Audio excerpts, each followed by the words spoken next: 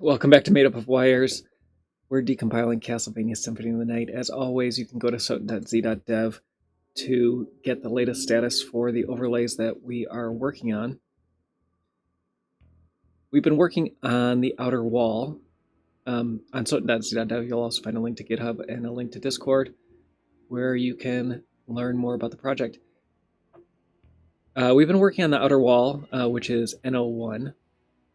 I was looking yesterday at a bunch of different things, actually.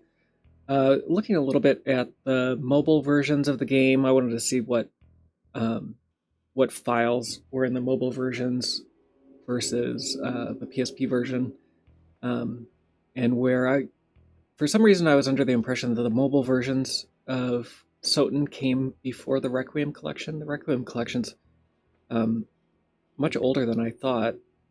I guess I just missed it when it was released originally in 2018. So the Requiem collection came out, and then possibly the mobile version is built on that. Trying to create a timeline of all the different versions and get a sense of where and why decisions were made. Maybe one day we'll know more. One interesting thing that I've found with the mobile versions is that they're built using a framework called Nuclear, which is used for the event loop in the game, and it seems like a portable event loop where they can kind of build, use that to loop through basically the infinite game loop, as opposed to using something like Coco's NS application, or I'm not sure what the Android equivalent is. And then they can build SDL, use SDL on top of that for the game. And so that's how it seems like they ported the PSP version over. What I want to know, and I think would be interesting to figure out, and maybe we will one day, is whether or not there was another compatibility layer. So my current theory about the evolution of the game is that Konami built the Xbox Live Arcade version by building a PS1 compatibility layer over the Xbox XDK. And then when they were porting to the PSP, which was just a year later, the PSP version came out, they already had this PS1 compatibility layer, and so they kept using it, probably modified it to also sit on top of the PSP SDK. What I don't know yet is how much PSP SDK did they use directly, and how much was it just abstracted over what they already had from the Xbox Live Arcade version. So one of my theories then, it's not clear to me how the mobile ports factor in, but why haven't we seen Soten on Switch, and why haven't we seen it on more modern Xboxes? And my guess is that there's some type of, this is just a theory, don't take this as gospel. This is my working model in my head, but there's some kind of Sony IP somewhere in that PS1 or PSP compatibility layer that they have some agreement with Sony not to port that to competing game systems. I don't know if that's true. I was trying to prove that or disprove it last night, and I couldn't do either. It'd be much easier to prove it, I think, than to disprove it. But that's what I'm going to go with for now, as my personal reasoning. Otherwise, I can't see any reason why they wouldn't have moved Soten to the Switch, for example. The mobile port of the game is built on SDL. It's been ported now to two different Unix-like architectures. Porting it to the Switch seems like it would be a reasonably easy thing to do. but it doesn't run there. So who knows? Maybe we'll find out one day. Hey, Mr. MIDI, good to have you back. I'm going to try what I was doing yesterday again. So yesterday I found some code in N01, and so N01 being the outer wall.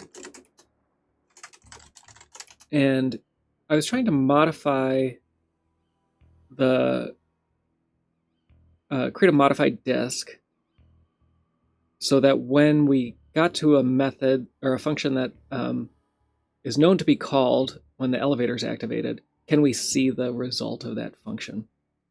And there wasn't an obvious change, and I have some theories as to why, but I'm going to try it again, and we'll see if it can work out this time. My desk is completely burying all my switches. There we go. So let's try it again, and let me remind myself as to the status of my my branch. So we're going to check out N01.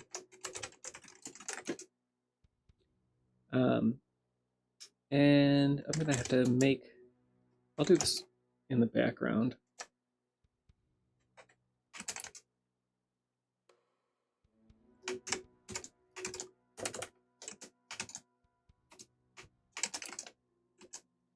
Oh.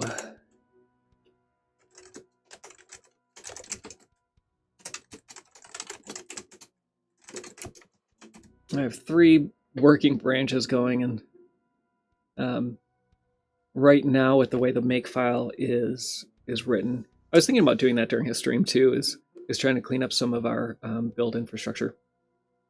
The make file can't identify changes in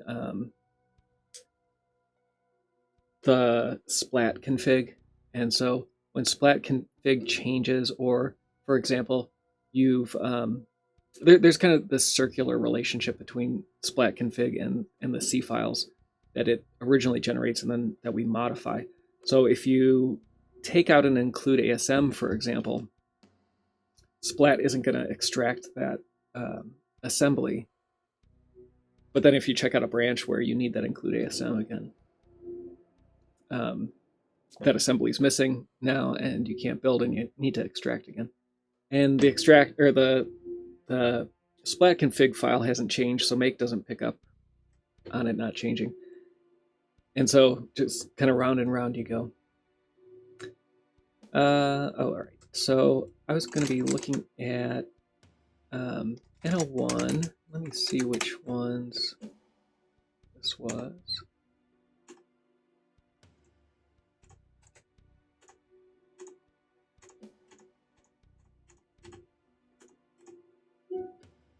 Is this E98 function?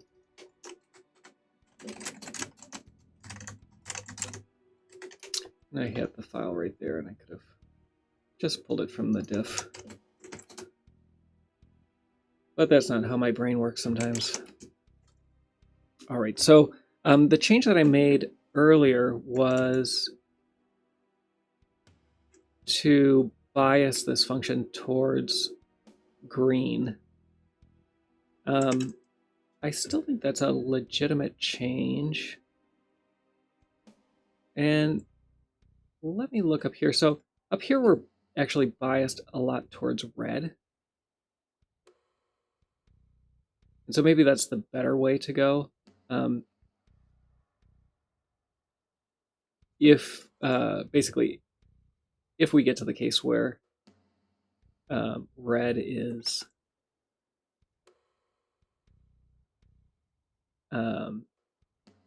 at its 96, all 3 colors are at their 96, and so is red, then we're going to return so that we don't run this again. Actually, I'm going to see if I can rewrite this slightly and see if this still matches. I'm in a weird tab. Why am I in tab 2? Okay, so we're matching now. Don't want to do that. So now we can't rewrite it that way. That's a bummer. That looks much. Oh, because I screwed up. That's why we can't rewrite it that way. All right, let's try this, which looks much nicer. And that does work that way, and that keeps those lines consistent, and I like that better. And I think we can do. Can we do the other ones this way as well?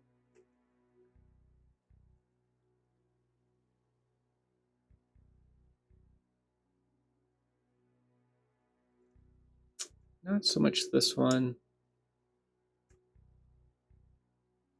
All right, so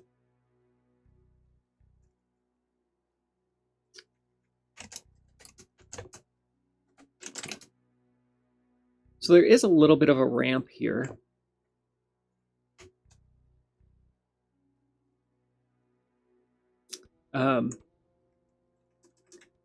Roaming, are you referring to the one about the create entities to the right and create entities to the left? That's an oldie but a goodie, and that might be worth looking at as well. So let's bias towards red. So I'm going to set all the everything else to just increment by 1. This slight bias towards blue in the original.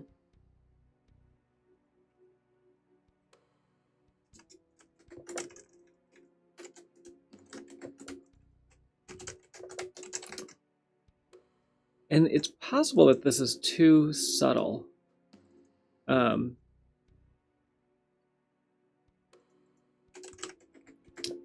Basically, red is going to should be visible at twice the rate or more of the other colors.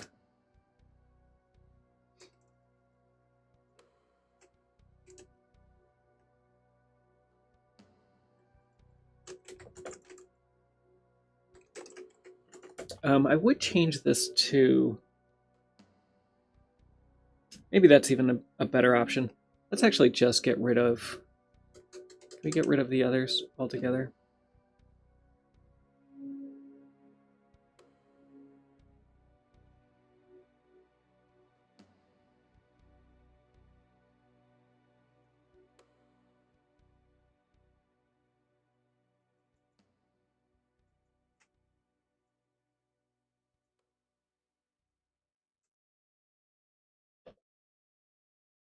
So what if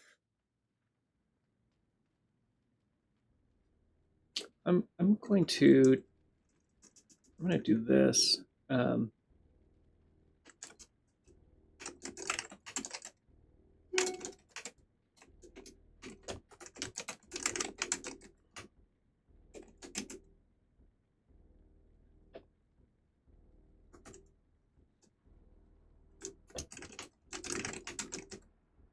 So what I wanted before is that this function would be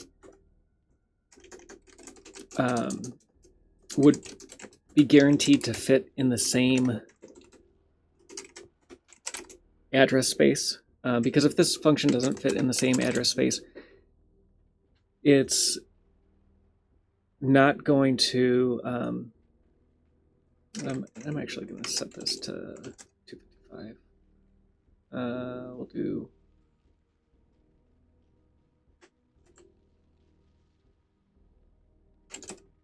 To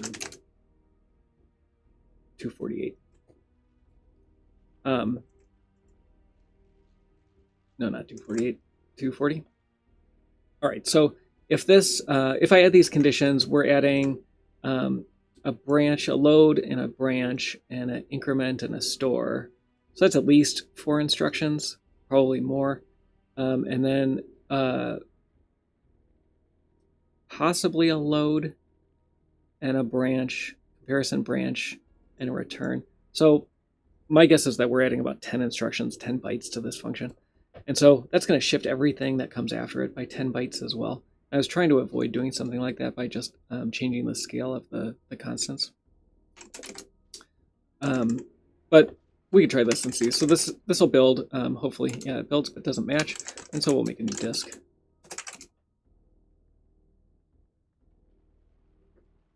Yes, sorry. 10 instructions, 4 bytes per function. Of course, you're right.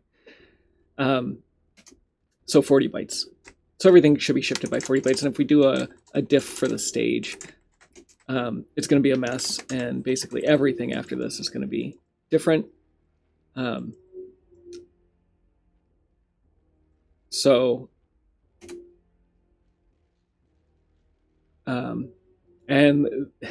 what I'm doing for my shell script diff here is calling hex dump on 2 things. And so one of the first things that happens is it lists the address offset on the left. And so those are all going to be different because they're 40 bytes offset, give or take. And it looks like actually 44 byte difference. The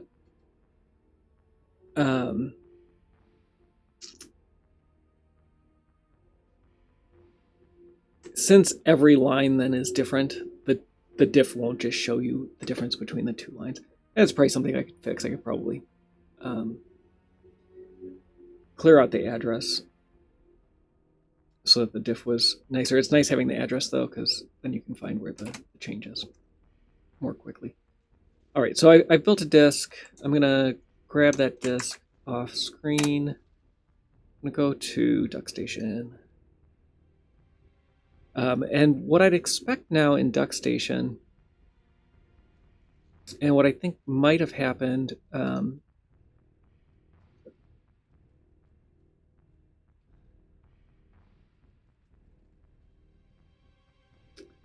yesterday was, even though I told DuckStation to change the disk, I don't know if it was. And so I have the CD-ROM state open now. Should I share that?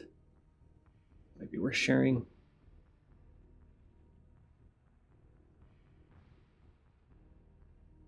Too many windows though. I'll watch it and see,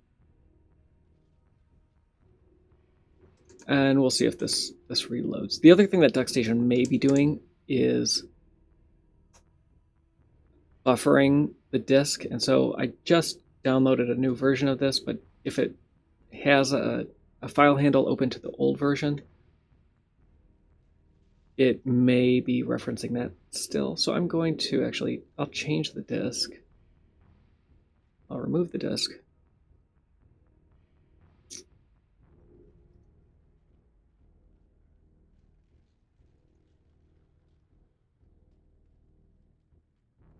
So I have no disk now. I'm going to load the disk, and this would, it's possible that this is what would happen if you did this for real as well. I'm gonna lower this other music.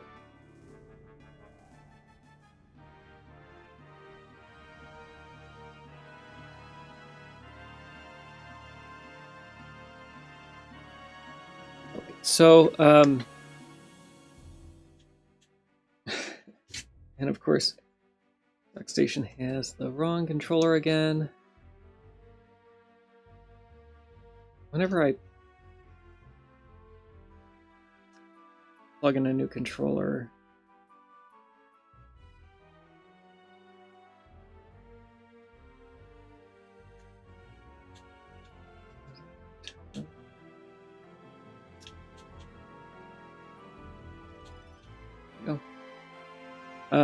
so let's go back to the save state.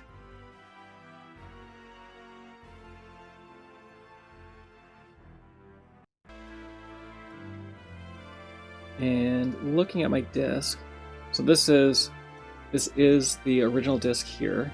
So I'm going to change my disk again, change, remove, change disk, file, load my new file, and as long as the game didn't crash, So then I have the debugger open as well. And what we should see in the debugger, right around where I am in memory, let me just double check that. It's 1C0E98, 1C0E9. So yeah, in this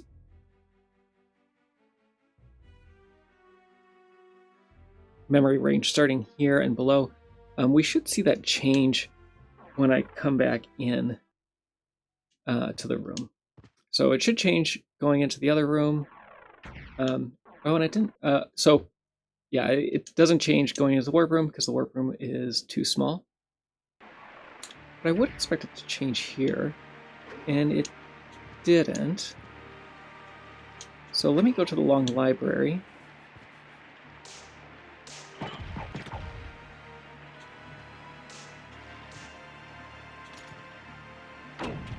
Get hit by the skeleton ape.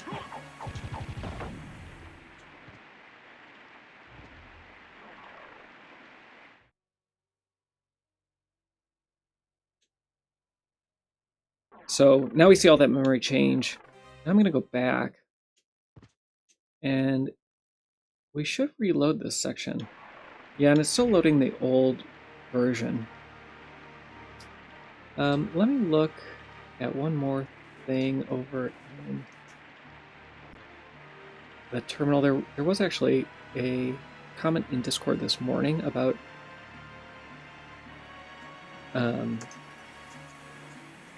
the build path being wrong for where the disk artifacts were being created. Let me just check on that and see if that would affect anything. The other thing we can look at as well is whether or not so I'd expect this build, this disk to be in build soten.us, and let's run make extract on that. So we can extract this Soten disk. So we'll copy the build Soten US bin to disks, and we'll call it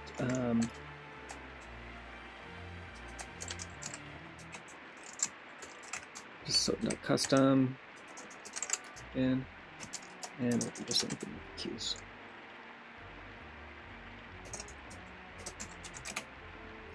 And so now in disks, that should be there.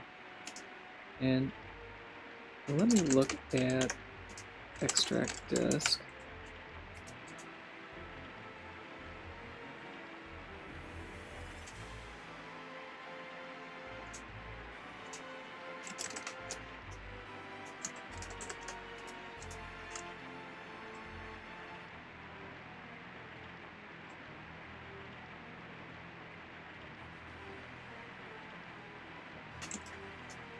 So I'm going to use Soten disk.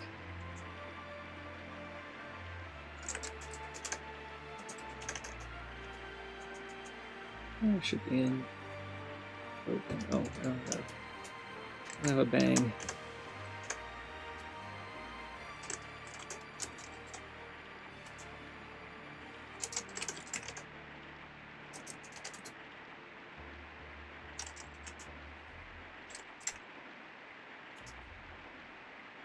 All right, so what I would expect here is that the NO1 bin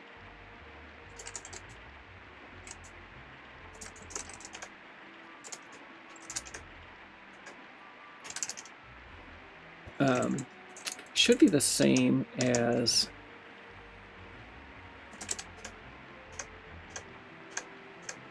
where's Shotsun?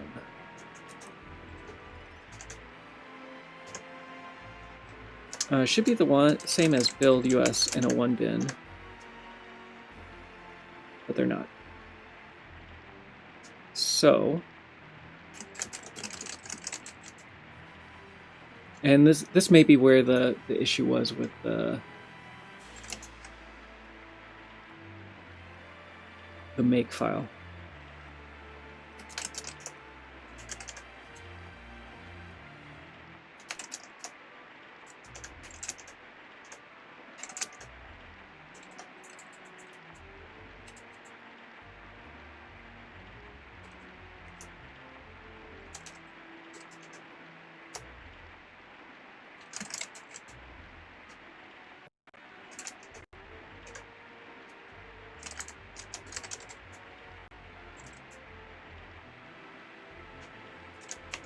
So I'm just going to grab all of these. So we have the one in the US disk build directory, the one that's being built and failing, the one that came on the US disk, and then the one that the one that actually makes it to the custom disk. I've done other custom stuff for DRA, and that worked fine. So I'm a little surprised that this didn't.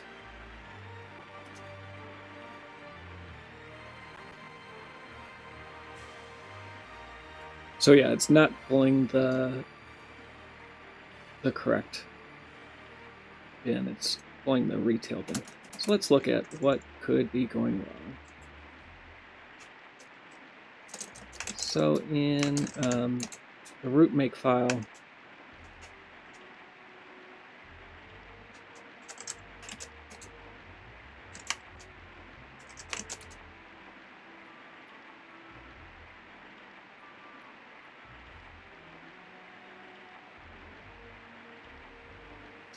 is it possible that NO1 didn't make it here?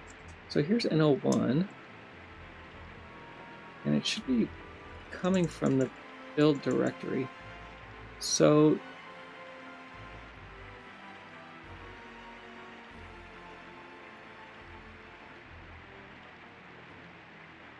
the issue that was being discussed earlier in Discord was that the disk directory variable, excuse me, was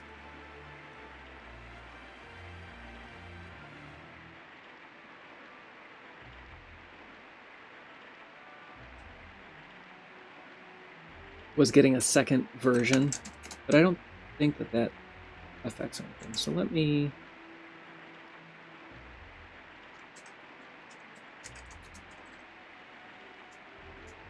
get rid of that. That's not a huge deal, I don't think. And let me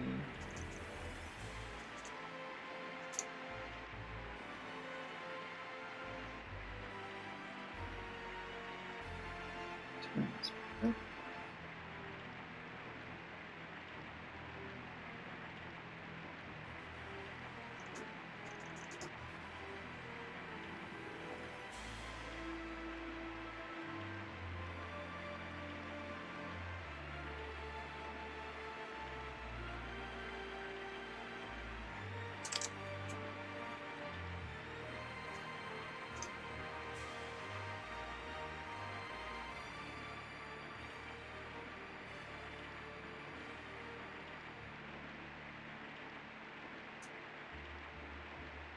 Oh, here's the issue. Where is NO1 being copied to? It's being copied to NO3. All right. So let's go fix that and send a PR out for that.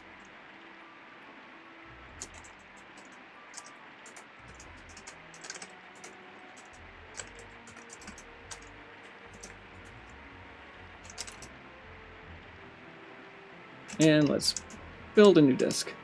That's probably why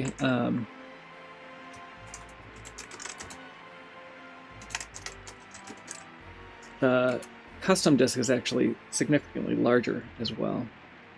It shouldn't be significantly larger, but it is larger.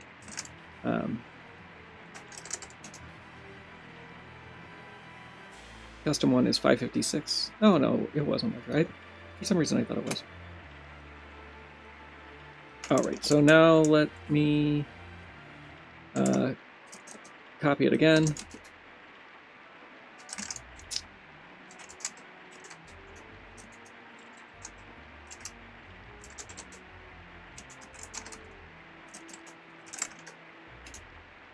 And then we'll extract it again. And we'll check it again.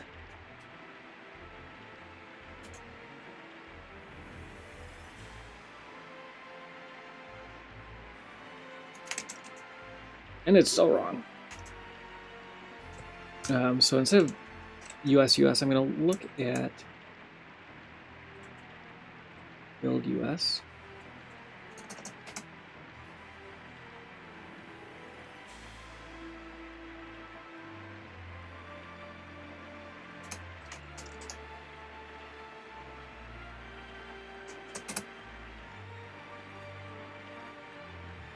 All right, so this is still something still going wrong. Let me delete the built disk. Delete the disks directory.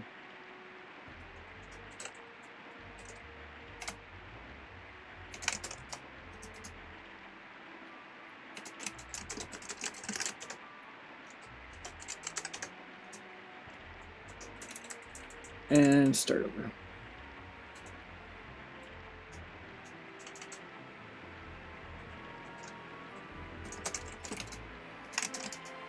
And so now we're going to build the disk again.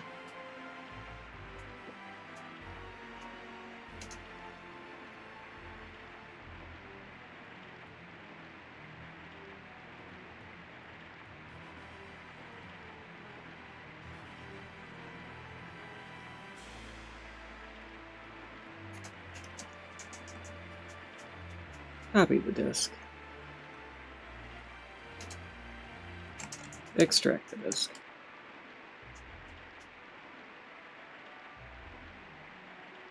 Oh, that. I see. One place I screwed up. I didn't edit the queue to point to the right custom version. That would actually be.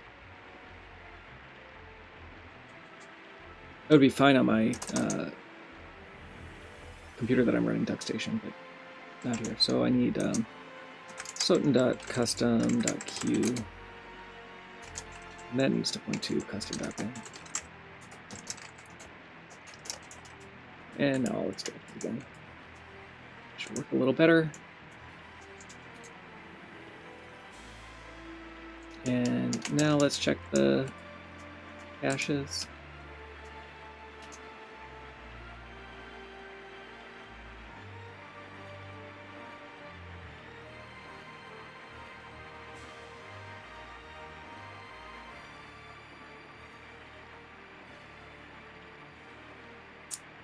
So the N01 bin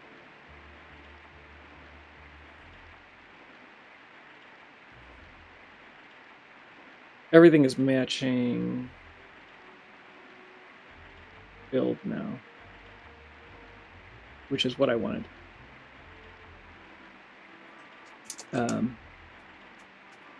Why is that? This.us. Oh, that's build. Yes. Okay. All right. So now I have a disk that's built properly. Just some makefile issues. And so we'll copy that over and try it again. So now back to DuckStation.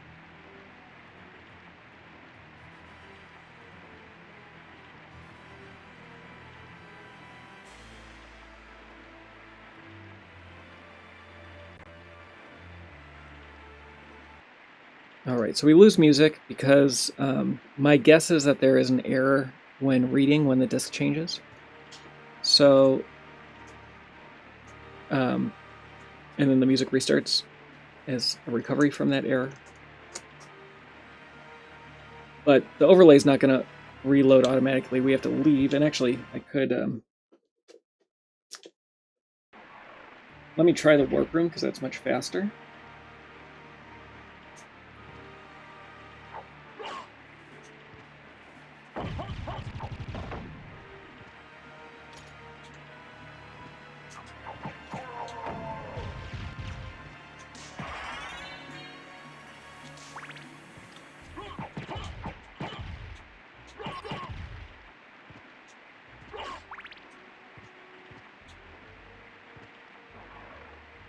And again, leaving the warp room and getting through about halfway. We're not going to reload that part of the disk. Now going the other way, I'm hoping that, yep, okay, great. So we did reload, and now we're running a custom version, and now we should see a change here. Let me not get reduce ahead, pause it, so I don't do something stupid.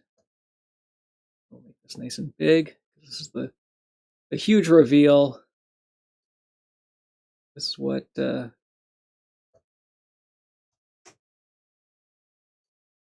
streamers get paid big money for.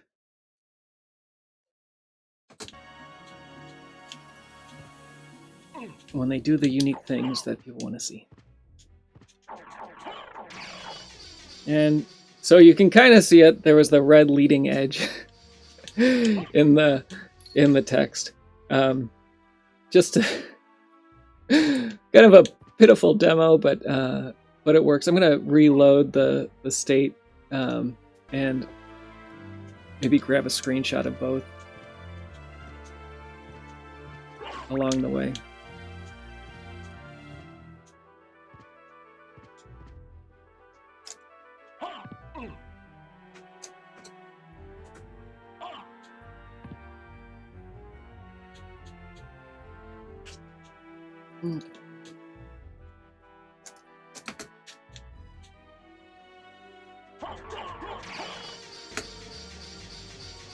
So that one had more of a yellow hue.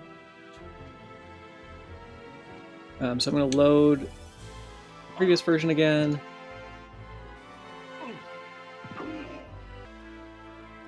Load the other disk.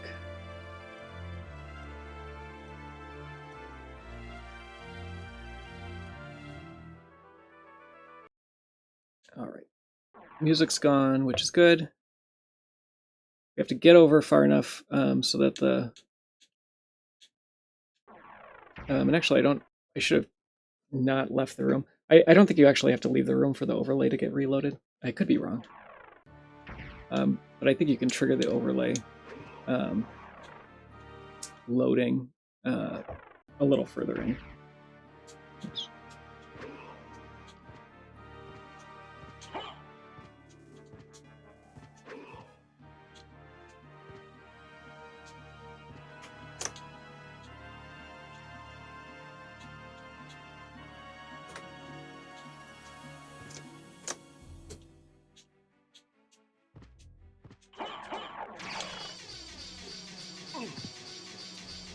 And my screenshot from before didn't save, so I'm going to do it one more time, and then I can get the comparison.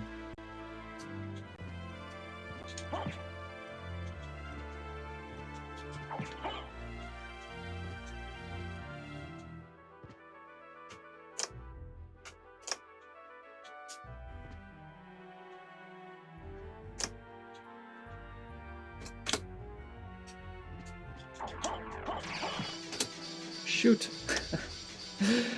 I hit the wrong key. Hold on. Sorry. Apologies. This is my... when my son is watching me play platformers and I get stressed and button mash. This is what what it's like.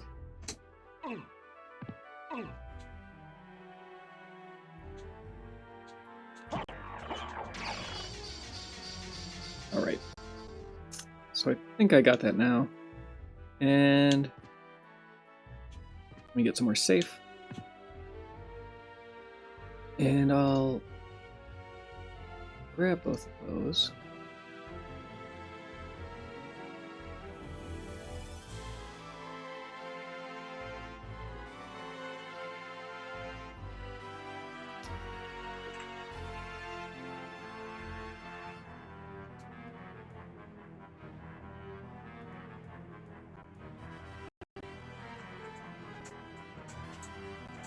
Okay, so yeah, there's a definite difference. So this is this top one is the original, and so the leading edge is very much gray, and just kind of a muted color, something you'd expect. What is kind of interesting is there is like this rainbow effect that they put on it. But then if you look at what it was changed to, the leading edge becomes the red that was expected to be. And the colors in general are messed up because I wasn't paying attention to what that algorithm looked like or how it interpolated between the colors. Not really concerned with that. Just that we can change this function and see a difference when we run it. And so this actually tells us a little bit more, though, about what this function is. This function is specifically this sweep transition for the elevator activated, which can help us go back and name it. All right. So that took too long, but it got done, which is good. Let's go back to what Roaming was talking about earlier. And that was the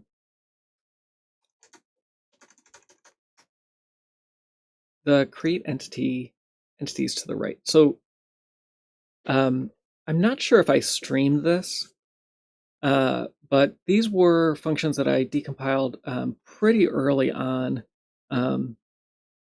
and Josh was working on these to convert them to the PSP versions as well. And so let's look at what the original looked like, and then compare to. I made some changes here. He made some changes. We'll see what it looks like now compared to what it was before. I think for the most part these were unchanged since I imported them. They got moved around maybe. No, I imported them, I think, into shared files to begin with. So this was the original version. One of the mistakes that I made when I was importing these was not knowing much about the game. And so, for example, layout object horizontal, I said, was just an array to 16-bit signed integers. And it's a layout entity. And that kind of is proven out here. All this array access is unnecessary.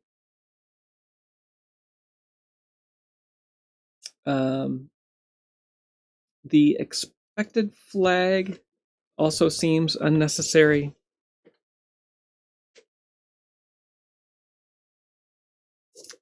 I'll show you what I'm looking at. There we go.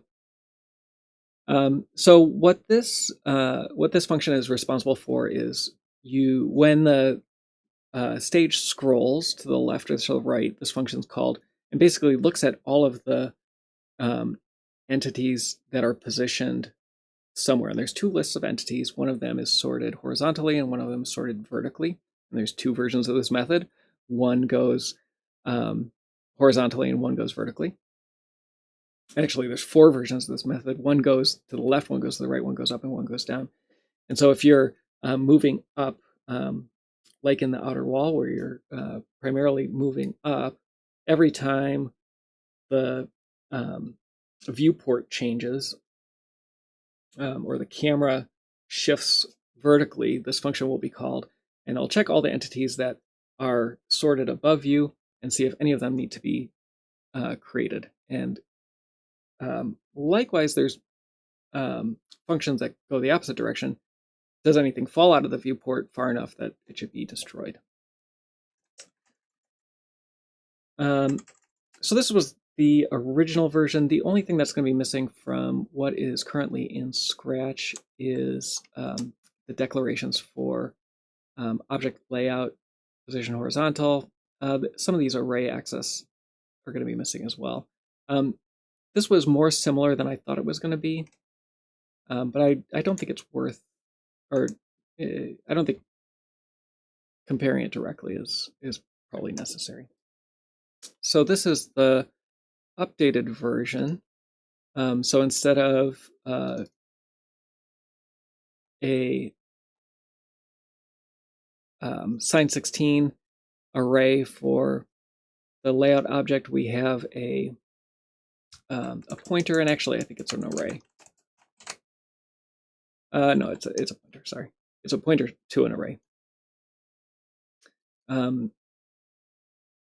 And one of the things that seemed necessary to add was another variable that points to that just temporarily. And I'm not sure if that will end up being necessary or there's something else that can be done, like pulling out position X instead. We could try that. But what we can see in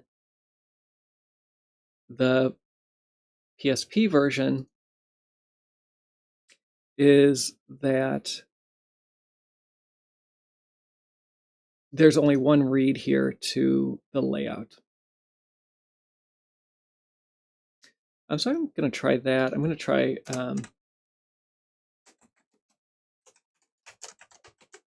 adding a position X variable instead.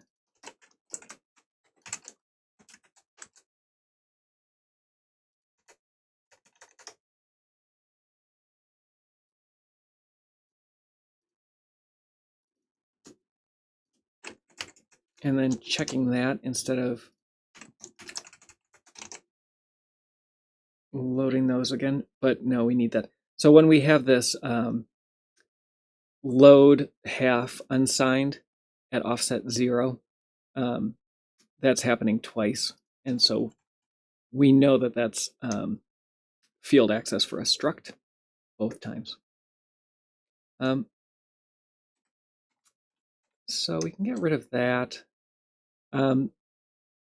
This is actually Josh's version.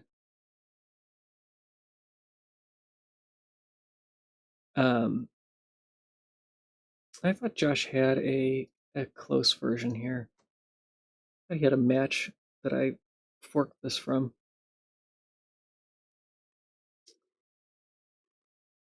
So the only thing, there's some constant issues here. That's not a big deal. So this logic is the same, but it doesn't match, or is it? I don't know. It doesn't match what was in the original PlayStation version.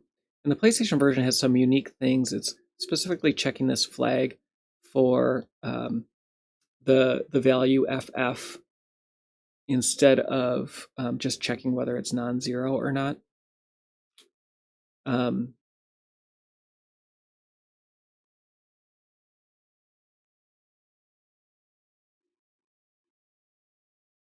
So what needs to be done? And so maybe there's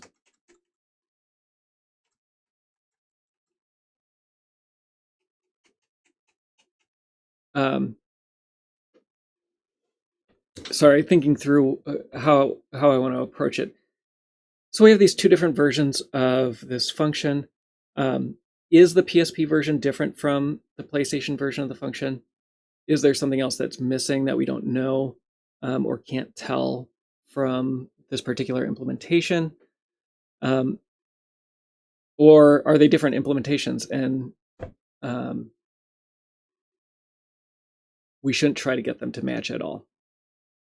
I think all of those are valid answers. So here we're seeing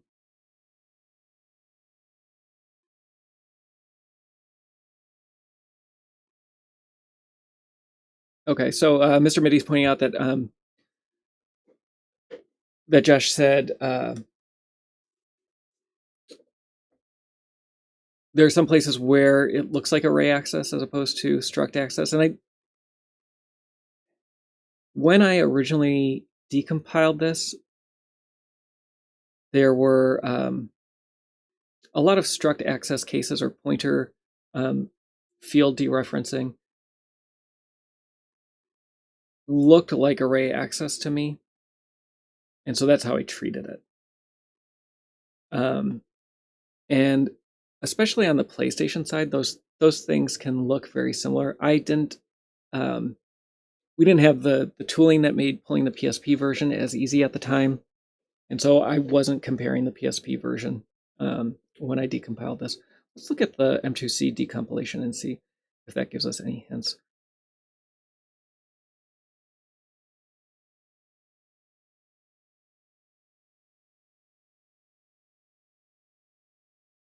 So here's this interesting case up here. So arc0 is being pushed to the stack and then being read back from the stack. Let's look at that. Is that indeed what's happening? Yeah, that's happening, and it's happening implicitly. We don't have to do it in code. One of the things that Biz Murphy and Sozu were talking about yesterday that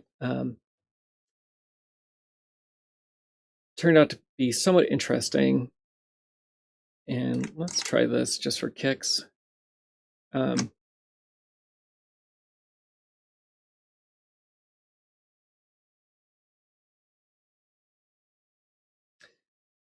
Is that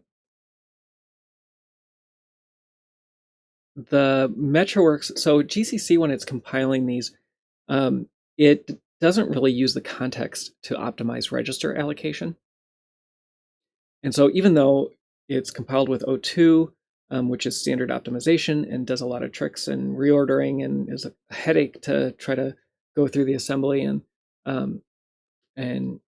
try to determine the correct ordering at times, it doesn't look outside the function and doesn't look at the context around that function to determine whether or not it can reuse registers or not. But MetroWorks, which isn't set to optimize, actually does. And so there's a case where registers weren't matching, but if you include a related function that's static and called within that, the functions were originally in the same files, the same compilation unit, MetroWorks will actually allocate registers in a way that those functions don't step on each other. And then it can reuse like argument registers, for example, without having to like store their contents off and restore them later. This doesn't seem to be that case. What now when I'm seeing these V0 versus A0 cases, that's kind of what I'm thinking of. So to kind of provide some context as to what I think is happening, the A0 is being pushed to the stack, and when this value is being pushed to the stack, it's being pushed as a 16-bit, loaded back as a 16-bit, but then it's being sign extended into 32 bits using the same argument register before the subtraction takes place. So let's look at what scroll delta x is and see if that, so that is a 32-bit value. And find first entity to the right, let's see what that is. We don't have a declaration for that. And so since we don't have a declaration, the compiler is going to, oh, we do have a declaration. Why didn't I find it?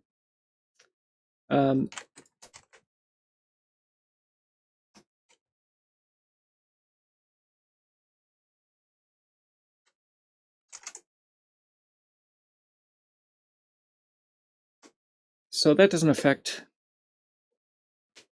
those at all. What else could be happening here?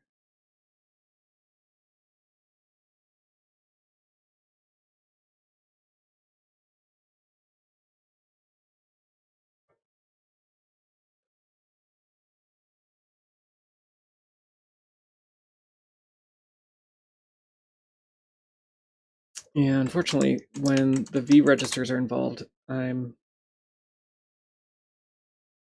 somewhat at a loss.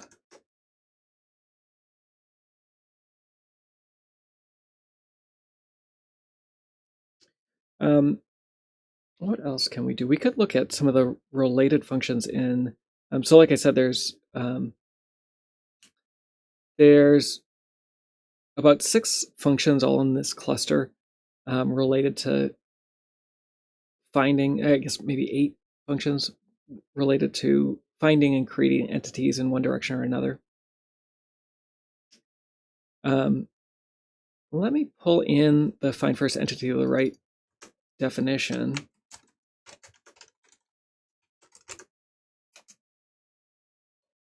And see if that changes anything.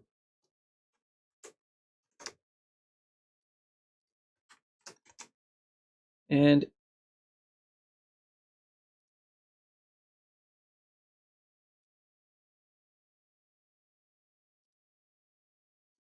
I'm going to make some changes here.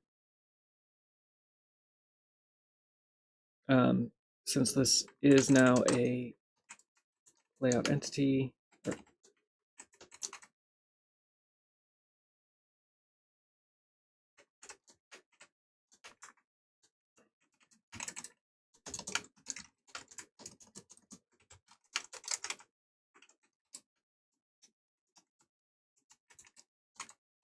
And that would make position 0 of the signed 16 array actually, or the value at position 0, that would be the same as position X. Now we need to ignore basically all of this stuff above, and because that's additional code that we really don't care about. We just need it here to see if the compiler is going to treat this as anything special. It might actually be interesting to look at the PSP version of this as well. One thing that could be done, and I don't know enough of,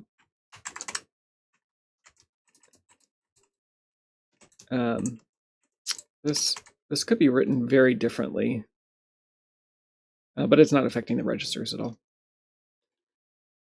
So I'm not sure what's going on here, but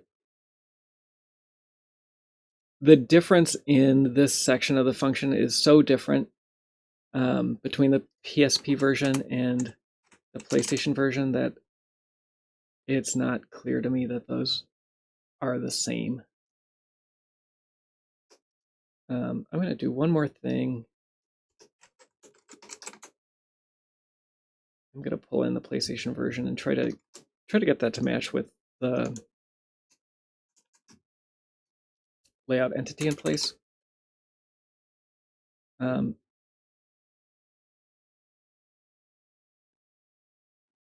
So it's really just this section that changes.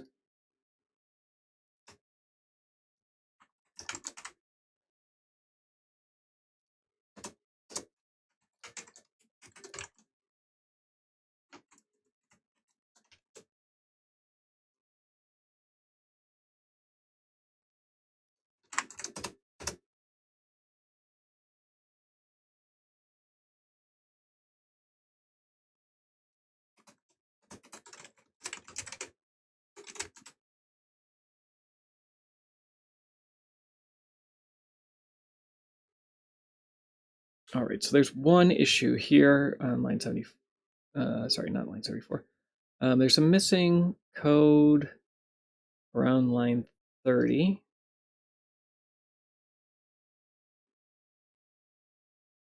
Where it's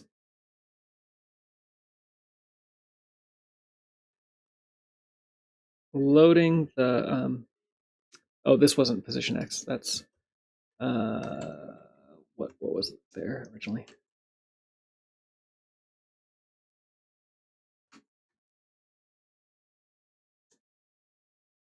Entity room index.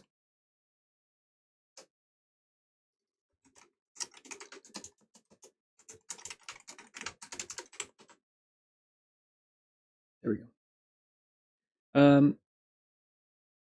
So this matches like this. I'd probably, and maybe I will, take this implementation over the other.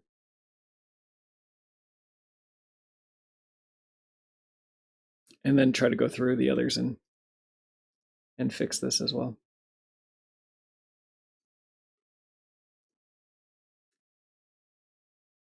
But yeah, whether or not this is the same thing is not clear. This plus FF is actually the same as -1.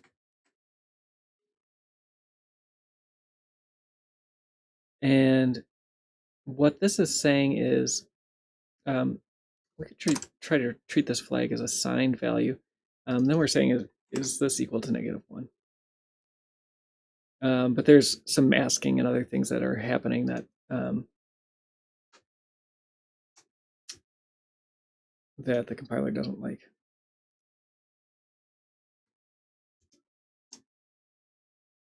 So we'll leave it like this.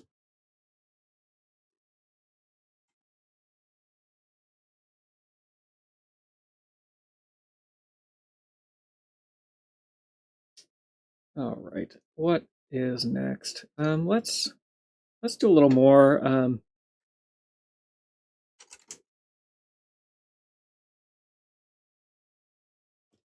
Let's try another hand decompilation thing. That was kind of fun yesterday.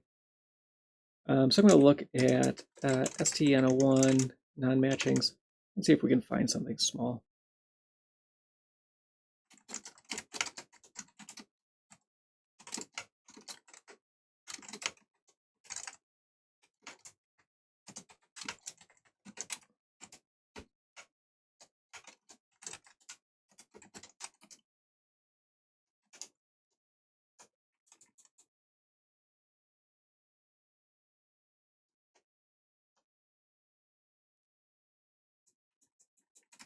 How did it find nothing?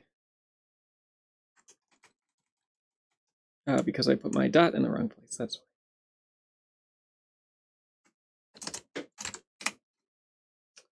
why. So here's a relatively short one. Oh, that's data. We don't want to look at that. Let's try CC4.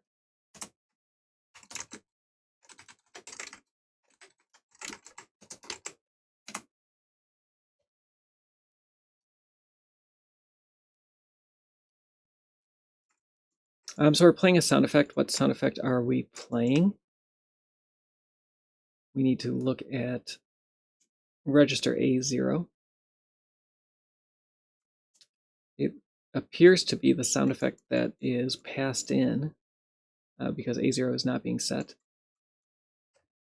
When we're loading the value A1, looking at offset 2C in some structure.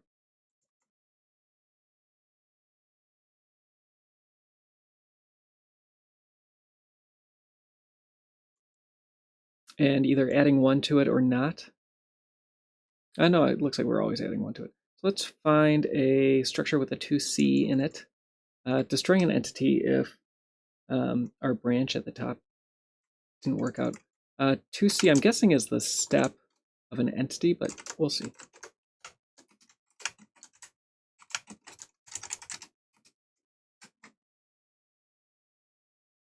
It is the step of an entity. It's like I've done this before. So let's start a function. Our function's going to take a, we'll assume it's void.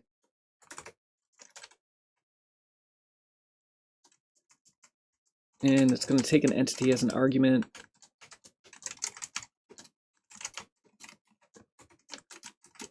So if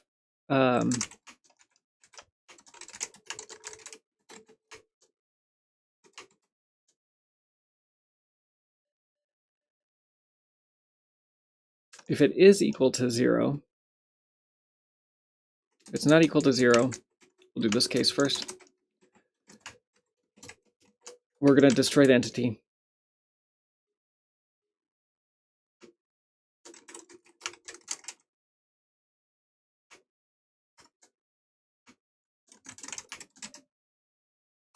And then we're adding, what are we adding? We're adding something to S0. It looks like So I'm on this line here.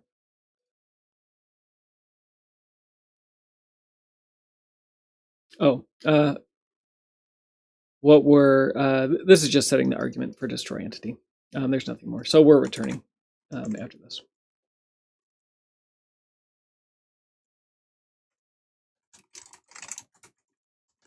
Otherwise, if that didn't happen, we're going to call the GAPI play sound effects, and we're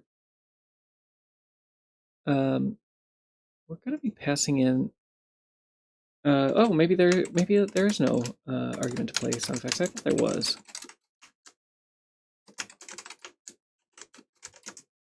Yeah, there definitely is.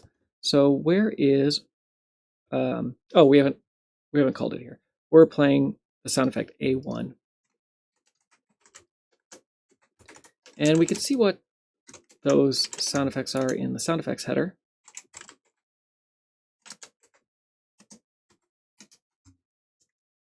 A1 is reasonably low. So let's get down to, we have a big long sound effects. This is actually starting at 601. Let's look for A1 just in the includes.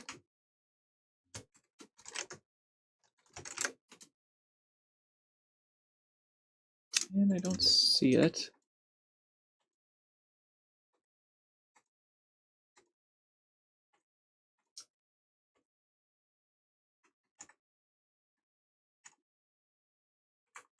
I'm not used to, usually there's a header in the in position 8 through 12, 8 through 11.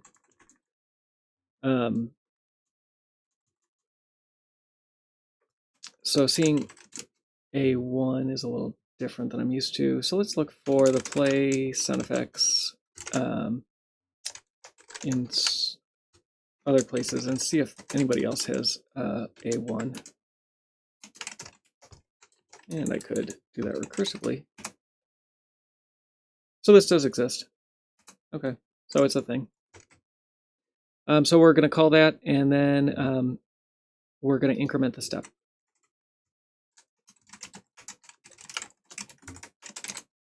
So the call to GAPI is here. This is a little different than most calls. Most calls will just use JAL instruction, jump in link.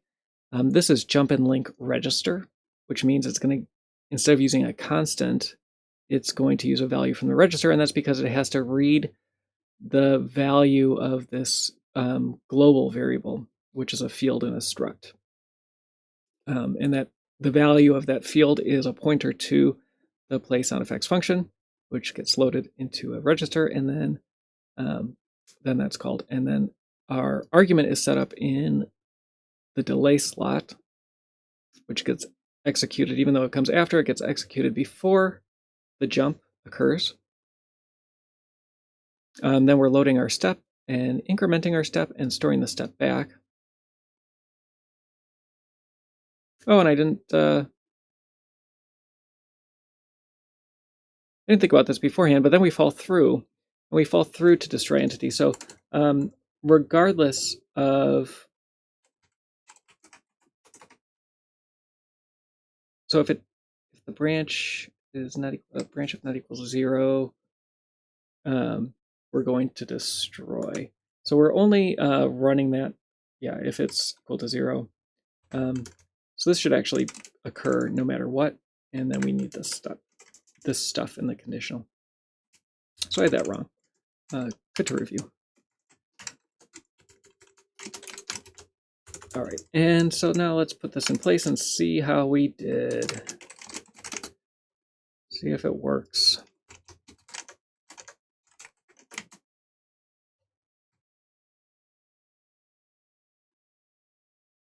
So we had a function declaration for that already, and our function declaration matches, which is a good sign. And we were looking at CC4.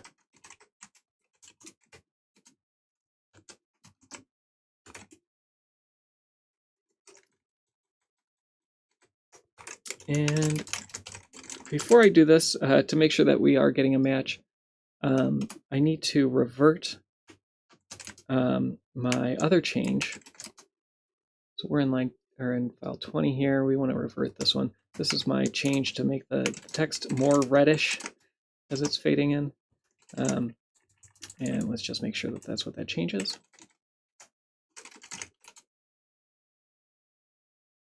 Yep, that's that change.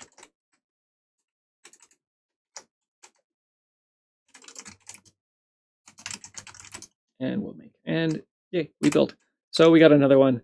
And again, these simpler ones, they're relatively straightforward to do by hand. Is it faster than going to decomp.me? Probably not. Especially once you get bigger than just about this size. All right, I think that's where I'm going to end today. I really appreciate everybody showing up each day and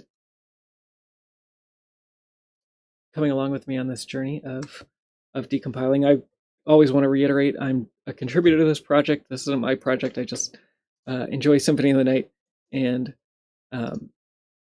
like decompiling, and so doing it with other people who are interested in the game, in decompilation and other things like that is a lot of fun for me.